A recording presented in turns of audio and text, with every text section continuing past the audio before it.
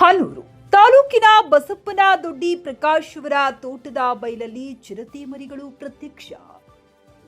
8 ಎಕರೆಯ ಕಬ್ಬಿನ ತೋಟದಲ್ಲಿ ಕಬ್ಬು ಕಟಾವುಗೆ ಬಂದಿರುವಂತಹ ಕಾರ್ಮಿಕರಿಗೆ ಕಬ್ಬು ಕಟಾವು ಮಾಡುತ್ತಿರುವ ಸಂದರ್ಭದಲ್ಲಿ ತಾಯಿ ಚಿರತೆ ಒಂದು ಜೋರಾದ ಶಬ್ದ ಮಾಡಿ ಬೆದರಿಕೆ ಮಾಡಿ ಜನರ ಕಣ್ಣಿಗೆ ದಾರಿ ತಪ್ಪಿಸಿ ಪಾರಾಗಿದೆ.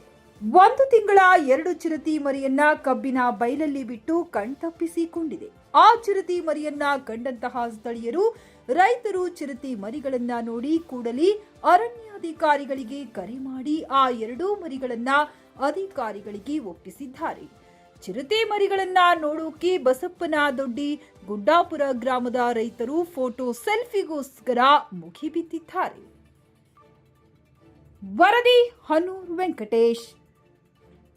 ಹನೂರು ತಾಲೂಕು ಬಸಪ್ಪನದೊಡ್ಡಿ ಗ್ರಾಮದಲ್ಲಿ ಕಬ್ಬು ಕಟಾವು ಮಾಡಬೇಕಾದ್ರೆ ನಮ್ಮದೇನೆ ಬೆಳಿಗ್ಗೆಯಿಂದ ಇಲ್ಲ. ಈಗ ಮಧ್ಯಾಹ್ನ 2 ಚಿರತೆ ಮರಿಗಳು ಸಿಕ್ಕಿವೆ. ಅದು ಚಿರತೆ ಮರಿಗಳು ಸಿಕ್ಕಿವೆ. ನಾನು ಇದೇ ಫಸ್ಟ್ ಟೈಮ್ ಚಿರತೆ ಮರಿ ಹತ್ರದಿಂದ ನೋಡಿರೋದು. ನಮ್ಮ ಬಸಪ್ಪನದೊಡ್ಡಿ ಗ್ರಾಮದ ಜನತೆ ಎಲ್ಲ ಬಂದು ಸೇರಿದ್ದಾರೆ. ಚಿರತೆ ಮರಿಗಳನ್ನೆಲ್ಲ ಹತ್ರದಿಂದ ಹಿಡ್ಕೊಂಡು ಸೆಲ್ಫಿ ತಗೊಂಡು ನೋಡ್ತಾ ಇದ್ದಾರೆ.